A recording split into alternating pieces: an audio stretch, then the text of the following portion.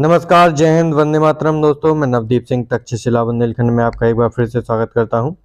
तो जैसा कि आप देख रहे हैं, सीटेट दिसंबर 2024 जो आपकी 15 तारीख को, आपका 15 दिसंबर को सेकंड शिफ्ट थी आपकी प्राइमरी वाली, उसकी जो सीडीपी की आंसर की है वो हम इसमें डिस्कस करेंगे। पूरे सीडीपी के 30 क्वेश्चन, तो इसमें सीधे सीधे आंसर टिक करेंगे, जिससे कि आपका समय कम लगे और आप अपने आंसर भी टिक कर सकें कि कितने आपने सही अटैम्प्ट किए हैं। तो इस वीडियो को ज़्यादा से ज़्यादा लाइक करके सभी लोगों तक शेयर जरूर कर दें। जिसने भी चैनल को सब्सक्राइब ना किया हो वो सब्सक्राइब करके बेल आइकन को जरूर प्रेस कर लें। तो इसमें बिल्कुल सटीक जानकारी देंगे आपको कि कौन से जो कुछ क्वेश्चन है आपके 2 से लेके 5 या 6 क्वेश्चन तक, जो आपके ज़रूर डाउट में रहेंगे कि उसका जो सही कौन सा आंसर मानते हैं।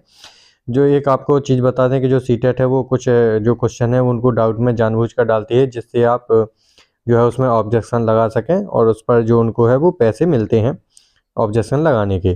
तो ये एक रणनीति कह लो या कुछ भी कह लो, तो आपके 2 से लेके 5 क्वेश्चन या 6 क्वेश्चन तक आपके ज़रूर डाउट में रहेंगे, तो वो उनके लिए हमें आंसर की का वेट करना पड़ेगा। तो चलिए शुरू करते हैं। तो जैसा कि आप ये पहला क्वेश्चन ही देख पा रहे होंगे, इसमें क्या पूछा गया है आपसे। तो इसमें कहा गया है, उन बच्चों में अकादमिक प्रदर्शन और बौद्धिक क्षमताओं को धीरे धीरे सुधार आता है जो वंचित परिवेश को छोड़कर समृद्ध परिवेश में प्रवेश करता है। उपर्युक्त तर्क मुख्य रूप से विकास की निम्नलिखित में से किस बहस की ओर इशारा करता है। तो यही पहला ही क्वेश्चन आपका डाउट में चला जाएगा, क्योंकि इसका जो आंसर है वो आनुवंशिकता बनाम पर्यावरण और विभेदीकरण बनाम एकीकरण दोनों हो सकते हैं। तो इसमें अभी हम इसका सी वाला लेके चलते हैं, आनुवंशिकता बनाम पर्यावरण। तो इसको डाउट में रखेंगे हम। आगे के चलते हैं अगले क्वेश्चन में। अगला क्वेश्चन में क्या पूछा गया है आपका, सेकंड क्वेश्चन है जो सेकंड क्वेश्चन है आपका, ये असेसन वाला बहुत सारे क्वेश्चन पूछे जा रहे हैं। तो इसमें क्या पूछा गया है आपसे। तो इसमें कहा गया है,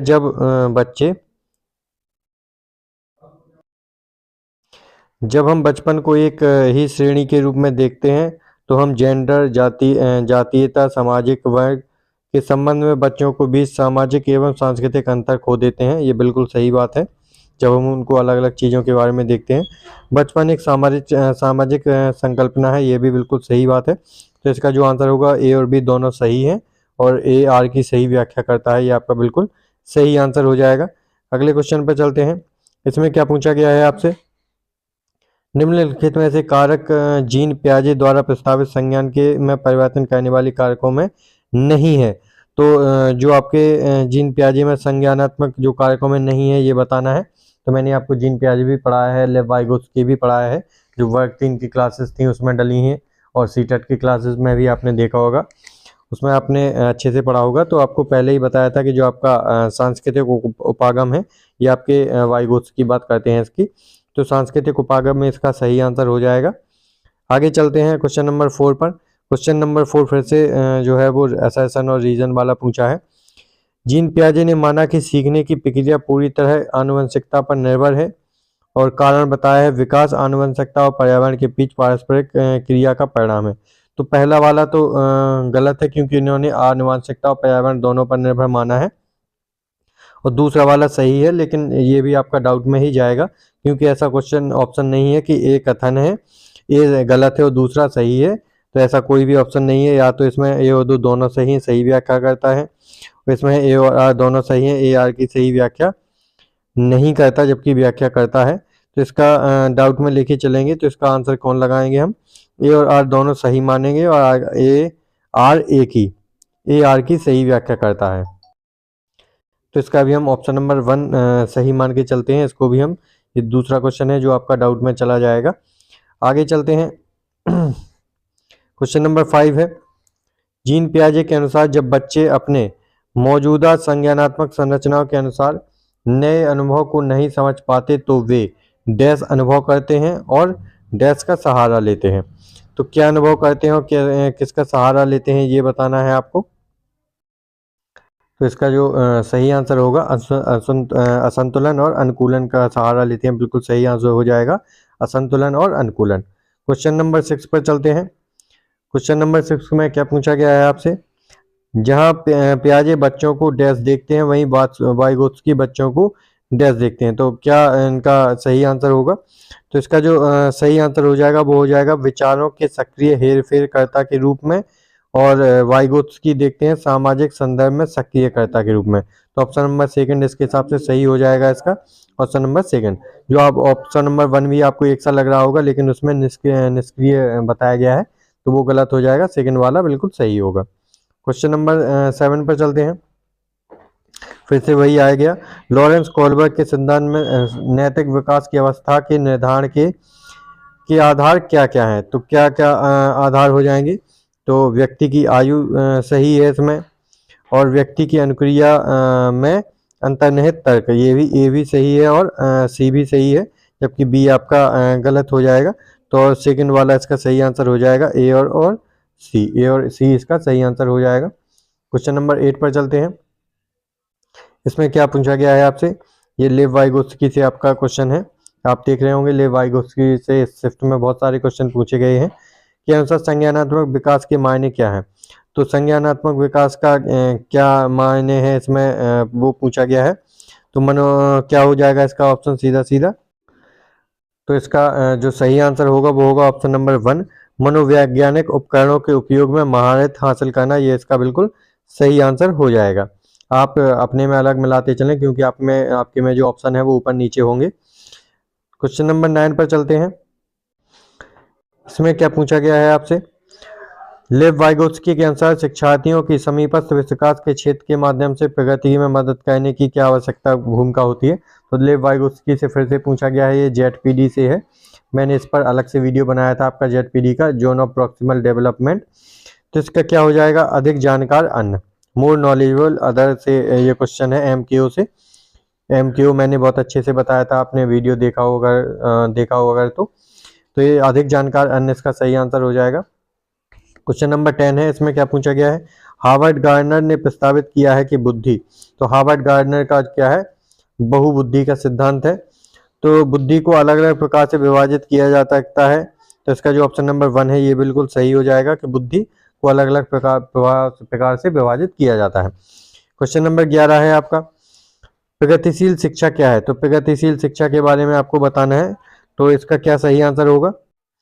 तो इसका जो पॉजिटिव है वही आंसर हो जाएगा, शिक्षा के प्रति एक दृष्टिकोण जो व्यक्तिगत शिक्षा और छात्र केंद्रित कक्षाओं पर जोर देता है। तो बिल्कुल सही है, ये पॉजिटिव है आपका, बाकी की आपके गलत हो जाएंगे। तो ऑप्शन नंबर सेकंड इसका सही आंसर हो जाएगा। आपके जो जितने भी क्वेश्चन है वो सारे टैगलाइन से टैग वर्ड से पूछे गए हैं। पॉजिटिव और नेगेटिव अगर आपको पता है तो यहाँ से आप आराम से क्वेश्चन कर सकते थे सीडीपी के। क्वेश्चन नंबर 12 है, माध्यमिक विद्यालय में लड़कियां अक्सर चुप रहती हैं और कक्षा में की चर्चाओं में उनकी गैर भागीदारी हो सकती है।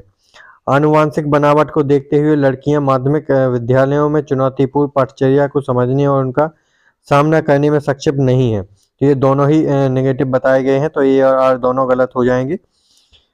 तो इसका क्या होगा? 4 नंबर का होगा, ए और आर दोनों गलत हो जाएंगे। क्वेश्चन नंबर 13 है। इसमें क्या है? मूल्यांकन की प्रकृति डैश होनी चाहिए और मूल्यांकन का कार्य डैश होना चाहिए। तो प्रकृति क्या होनी चाहिए और कार्य क्या होना चाहिए ये बताना है। तो मूल्यांकन की जो प्रकृति है वो तो आपकी वस्तुनिष्ठ होनी चाहिए, लेकिन ये जो कार्य है वो प्रामाणिक होनी चाहिए। ये बिल्कुल इसका जो है वो सही आंसर हो जाएगा, ऑप्शन नंबर 4। क्वेश्चन नंबर 14 है। इसमें क्या पूछा गया है आपसे? ऐसा उपयुक्त माना जाता है कि अधिगम के लिए आकलन करते समय मानकीकृत परीक्षणों पर निर्भर नहीं करना चाहिए, और निष्कर्ष संदर्भित परीक्षण में प्राप्त अंकों की तुलना में एक निर्धारित प्रदर्शन मानक की जाती है। तो इसका क्या सही आंसर होगा? तो इसका जो ऑप्शन हो जाएगा ये, क्योंकि दोनों सही है तो ऑप्शन ए हो जाएगा। ए और आर दोनों सही है, और ए आर की सही व्याख्या भी करता है। तो ये आपका क्वेश्चन नंबर 14 का हो गया 1। तो जो आपका क्वेश्चन नंबर 13 था, इसका जो सही आंसर है वो मेरे हिसाब से क्या गतिशील प्रामाणिक होना चाहिए, कि जो मूल्यांकन की जो प्रकृति होती है वो कैसी होती है? गतिशील होती है, और मूल्यांकन कार्य जो है वो प्रामाणिक होते हैं। क्योंकि प्रामाणिक तो होना ही था, लेकिन जो वस्तुनिष्ठ है वो नहीं होगी, गतिशील एवं प्रामाणिक होगी इसकी। तो इसको भी आप डाउट में रखिए कि ऑप्शन नंबर ए मानते हैं कि या फिर 4 मानते हैं, क्योंकि मूल्यांकन की जो प्रकृति है वो वस्तुनिष्ठ भी इसका सही आंसर हो सकता है। तो 13 नंबर वाले को इसको भी डाउट में रखेंगे आप। क्वेश्चन नंबर 15 है, इसमें क्या पूछा गया है, निम्नलिखित में से कौन सा एक ऐसे प्रश्न का उदाहरण है जो छात्रों में विश्लेषणात्मक कौशल को बढ़ावा देता है। तो छात्रों में विश्लेषणात्मक कौशल को कौन बढ़ावा देगा। एक स्तनपायी की परिभाषा क्या है, ये विश्लेषणात्मक नहीं है। स्तनधारियों के प्रमुख लक्षणों की व्याख्या कीजिए। स्तनधारियों ने अपने वातावरण के लिए कैसे अनुकूलित किया है, ये बताना। तो ये बिल्कुल सही आंसर हो जाएगा ऑप्शन नंबर सी, कि कैसे अनुकूलित किया ये बताना, ये एक विश्लेषण करने की बात है। तो ऑप्शन नंबर 3 इसका सही आंसर होगा। क्वेश्चन नंबर 16 है, इसमें एक समावेशी कक्षा विभेदित निर्देशन का पालन नहीं करती है, क्योंकि कारण क्या दिया गया है। समावेशन एक नीति है जो एक जैसे सीखने के लक्ष्यों, रणनीतियों और मूल्यांकनों विधियों का प्रदान करके समान अवसरों पर जोर देती है। तो इसका क्या सही आंसर होगा। तो क्या इसका सही आंसर होगा, क्योंकि आपका अभिकथन भी गलत है। जब आपका अभिकथन गलत हो जाता है तो मोस्टली आपकी दोनों ही गलत हो जाती हैं। तो ये ए और आर दोनों गलत है, इसका सही आंसर होगा। आगे क्वेश्चन है आपका क्वेश्चन नंबर 17, व्यक्ति प्रथम भाषा का उपयोग जैसे कि अधिगम अक्षम छात्रों की बजाय अधिगम अक्षमता वाले छात्र के संबोधन का उपयोग करना क्या कर देता है इसको। तो इसका क्या सही आंसर होगा, आपको बताना है। तो इसका जो सही आंसर हो जाएगा वो हो जाएगा समावेशन के मानवाधिकार दृष्टिकोण के अनुरूप है। ये इसका बिल्कुल सही आंसर हो जाएगा, ऑप्शन नंबर 2 इसके हिसाब से। 18 नंबर का क्वेश्चन है, दृष्टिबाधित बच्चों की जरूरतों को पूरा करने के लिए सहायक तकनीकी उपकरणों का उदाहरणों में क्या शामिल है। तो क्या शामिल हो जाएगा। तो इसमें आप देख लीजिए, सांकेतिक भाषा का प्रयोग ये शामिल नहीं होगा, ये डी वाला गलत हो जाएगा। जबकि आपके तीनों वैकल्पिक कंप्यूटर इनपुट सही है, बेल सही है और पहचान सॉफ्टवेयर सही है। ए, बी और सी इसका बिल्कुल सही आंसर हो जाएगा। तो किसमें है, ए और बी, सी। ए केवल जो ऑप्शन नंबर 1 है ये बिल्कुल सही आंसर हो जाएगा इसका। क्वेश्चन नंबर 19 है, स्वलीनता वाले विद्यार्थियों का समावेशन का समर्थन करने के लिए एक ऐसा उपयुक्त माना गया है कि। तो जब स्वलीनता वाले जो अभ्यर्थी होंगे, जिसको ऑटिज्म कहा जाता है, तो उसको ठोस, शाब्दिक और सुसंगत भाषा का उपयोग करना चाहिए। ऑप्शन नंबर 4 इसका बिल्कुल सही आंसर हो जाएगा। क्वेश्चन नंबर 20 है, बिना किसी देरी के हम डायरेक्ट क्वेश्चन उनके टिक कर रहे हैं, जिससे आपको कम समय में सही आंसर मिल सके। और तो इसका जो क्वेश्चन नंबर 20 है कि कक्षा में प्रभावशील रचनात्मक छात्रों की जरूरतों को पूरा करने के लिए क्या महत्वपूर्ण है। तो उनकी क्या महत्वपूर्ण होगा, तो उन्हें सीखने की प्रक्रिया में व्यस्त रखें, उनकी दिलचस्पी बनाए रखें। बिल्कुल सही बात है, ऑप्शन नंबर 1 सही हो जाएगा। तो क्योंकि प्रतिभाशाली बच्चे विद्यार्थी हैं, तो आप अगर उनको वही चीज़ करवाएंगे जो उनको आता है, तो उनकी दिलचस्पी खत्म हो जाएगी। तो उनको किसी नए नए रचनात्मक कार्यों में व्यस्त रखें, उनकी दिलचस्पी जो है वो टूटनी नहीं चाहिए, उनको बनी रहनी चाहिए। तो ऑप्शन नंबर 1 सही हो जाएगा। 21 नंबर का क्वेश्चन है, कक्षाओं में छात्रों की असफलता से शिक्षकों को किस प्रकार निपटना चाहिए। तो जब अगर कक्षा में छात्र असफल हो रहा है, तो इसका मतलब होता है कि छात्र असफल हो रहा है, सॉरी शिक्षार्थी असफल हो रहा है, ना कि छात्र। तो इसका जो ऑप्शन होगा नंबर 1, अपनी खुद की शैक्षणिक रणनीतियों का अवलोकनात्मक परीक्षण करना चाहिए कि मैं क्या क्या गलती कर रहा हूँ, जो किस तरीके से इनको पढ़ाना चाहिए। तो ऑप्शन नंबर 1 होगा। 22 नंबर का क्वेश्चन है, संरचनावादी अधिगम में पूर्व ज्ञान की क्या भूमिका होती है। तो संरचनावादी अधिगम में पूर्व ज्ञान की क्या भूमिका होती है, ये बताना है। तो इसका क्या आंसर हो जाएगा, पूर्व ज्ञान सीखने की प्रक्रिया में बाधा बन सकता है, बिल्कुल गलत हो जाएगा। तो इसका जो ऑप्शन नंबर 2 है, संबंध बनाने के लिए, नए अधिगम को सुगम बनाने के लिए पूर्व ज्ञान महत्वपूर्ण है, बिल्कुल सही आंसर हो जाएगा ऑप्शन नंबर 2। आगे चलते हैं, आगे कौन सा क्वेश्चन है, क्वेश्चन नंबर 23 नंबर का क्वेश्चन है। इसमें क्या पूछा गया है, एक संरचनावादी कक्षा में शिक्षक छात्रों को जब स्वनिर्देशित शिक्षार्थी बनने के लिए कैसे सहायता कर सकता है। तो जब संरचनावादी कक्षा है, तो शिक्षक छात्र को स्वनिर्देशित शिक्षार्थी बनने में कैसे मदद करेगा। तो इसमें जो आप देख रहे हो गेट प्रदान करके, ये गलत हो जाएगा। सीखने के कार्य में सही शिक्षण को उद्देश्य के निर्धारित करके, छात्र अपने स्वयं को जिम्मेदारी लेने और स्वनियमन कौशल विकसित करने के लिए प्रोत्साहित करके, सभी सीखने के कार्यों के लिए विस्तृत एवं निर्देशात्मक निर्देश प्रदान करके। तो ये निर्देश भी गलत माना जाता है। तो 2 तो आपके वैसे ही गलत हो गए। अब आपके सेकंड और थर्ड में से आपको बताना है कि क्या आंसर सही होगा। तो आपने देखा ही होगा, जहाँ पर प्रोत्साहन दिया जाए या फिर खुद से सीखने में मदद की जाए, तो सही होता है। तो छात्रों को अपने स्वयं से सीखने की जिम्मेवारी लेने और उनको प्रोत्साहित करके, तो बिल्कुल थर्ड नंबर का क्वेश्चन बिल्कुल सही आंसर हो जाएगा, ऑप्शन नंबर 3। 24 नंबर का क्वेश्चन है, इसमें क्या पूछा गया है आपसे, ये भी आपका असर्शन और कारण वाला है। एक माध्यमिक विद्यालय की शिक्षिका अपनी कक्षा में छात्रों को बेहतर ढंग से समझने के लिए उनके माता पिता के साथ नियमित संपर्क में रहती है। कारण क्या दिया गया है, समुदायों को यह निर्देशित करना कि बच्चे को कैसे और क्या सीखना चाहिए। तो क्या सही आंसर होगा इसका, तो इसका जो सही आंसर हो जाएगा वो क्या हो जाएगा आपका, तो ऑप्शन नंबर हो जाएगा इसका ए सही है, लेकिन आर गलत है। ऑप्शन नंबर 3 सही हो जाएगा इसका, क्योंकि यहाँ पर दूसरे जो कारण दिया गया है इसमें निर्देशित करना बताया गया है, जो कि निर्देशन गलत होता है। तो ऑप्शन नंबर 3 इसका सही होगा कि ए सही है, आर गलत है। क्वेश्चन नंबर 25, शिक्षार्थियों को समस्या समाधान कौशलों को उन्नत करने के लिए शिक्षकों को डैश को प्रोत्साहित करना चाहिए और शिक्षार्थियों के बीच डैश को चिंतन को बढ़ाना चाहिए। तो क्या होना चाहिए इसका हो जाएगा आपका कि शिक्षकों को विश्वास दृढ़ता को प्रोत्साहन करना चाहिए, शिक्षार्थी में पारस्परिक चिंतन को बढ़ाना चाहिए। ऑप्शन नंबर 1 बिल्कुल सही आंसर हो जाएगा। 26 नंबर का क्वेश्चन है, अन्वेषण अधिगम में छात्र, अन्वेषण अध्ययन में क्या होता है, विचारों की खोज हेरफेर के माध्यम से स्वयं की जानकारी प्राप्त करना, विचारों की खोज और हेरफेर के माध्यम से दुनिया में लगातार नई खोज करते रहना, पूर्वाभ्यास, ये तो गलत हो जाएंगे आपके। तो इसका क्या सही आंसर होगा ए और बी में से, तो जब खोजबीन कर रहे हैं वो अन्वेषण करके, तो जो आपकी माध्यम से स्वयं के लिए जानकारी प्राप्त करते हैं, बिल्कुल सही हो जाएगा। ऑप्शन नंबर 1 इसका बिल्कुल सही आंसर हो जाएगा। आगे चलते हैं 27 नंबर का क्वेश्चन में, यह महसूस करते हुए कि वह विज्ञान कक्षा के में ध्यान नहीं दे रहा है और इसलिए वह संप्रत्यय को समझने में असमर्थ है, रमेश कक्षा में सबसे आगे बैठने का फैसला करता है ताकि वह ध्यान केंद्रित कर सके।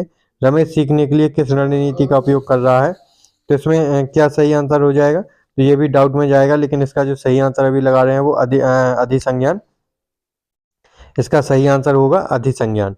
आगे चलते हैं 28 क्वेश्चन नंबर का क्वेश्चन जो है उसमें चलते हैं। इसमें क्या पूछा गया है, संज्ञान के संदर्भ में भावनाओं के बारे में निम्नलिखित में से कौन सा कथन सही है। तो संज्ञान के माध्यम से जो है वो भावनाओं के बारे में क्या सही हो जाएगा, तो भावनाएं संज्ञान के विभिन्न पहलुओं को नियंत्रित करती हैं, हालांकि इसके प्रभाव की मात्रा और दिशा बहुत से कारकों पर निर्भर करती है। तो बिल्कुल सही आंसर हो जाएगा ऑप्शन नंबर 3 इसका। 29 क्वेश्चन है, शिक्षक छात्रों को आंतरिक प्रेरणा को कैसे बढ़ा सकते हैं, तो कैसे बढ़ा सकते हैं, सीखने का आनंद पैदा करके, बिल्कुल सही आंसर हो जाएगा, सीखने में आनंद पैदा करके आप आंतरिक प्रेरणा है जो वो बढ़ा सकते हैं। क्वेश्चन नंबर 30 है, इसमें क्या पूछा गया है, निम्नलिखित में से कौन सा कथन आंतरिक और बाह्य प्रेरणा के बीच संबंध का सही वर्णन करता है। तो कौन सा सही वर्णन करता है आंतरिक प्रेरणा और बाह्य प्रेरणा के, तो इसका भी ऑप्शन नंबर जो आपका 3 है बिल्कुल सही लगाया है। आंतरिक और बाह्य अभिप्रेरणाएं दोनों एक व्यक्ति के व्यवहार को प्रभावित कर सकती हैं, लेकिन वे एक दूसरे से स्वतंत्र रूप से कार्य करती हैं, बिल्कुल सही आंसर हो जाएगा। तो ये 30 क्वेश्चन हो गए आपके, कितने इसमें क्वेश्चन बन रहे हैं जरूर कमेंट बॉक्स में लिख के बताएं। और आप ध्यान रखें कि 2 से लगभग 4 क्वेश्चन या फिर 2 से 5 नंबर तक के क्वेश्चन जो हैं वो डाउट में जाएंगे आपके, जरूर इन पे ऑब्जेक्शन लगेगा ही लगेगा, क्योंकि इनके एक से ज़्यादा जो सही आंसर हो सकते हैं। तो क्या फाइनल रिजल्ट आएगा आपके, अभी आंसर की में किसको मानते हैं वो देखने वाली बात होगी। तो अब आंसर की का वेट करना होगा। तो आप इनको मिला सकते हैं आपके कि लगभग कितने क्वेश्चन आपके बन रहे हैं। 2-4 क्वेश्चन हैं जो आपके डाउट में हैं जो मैंने बता दिए हैं, इनको छोड़कर आप जरूर बना लें कि इतना स्कोर आपका आ रहा है। तो इस वीडियो को ज़्यादा से ज़्यादा लाइक करके सभी लोगों तक शेयर जरूर कर दें। मिलते हैं अगली वीडियो के साथ। जय हिंद दोस्तों।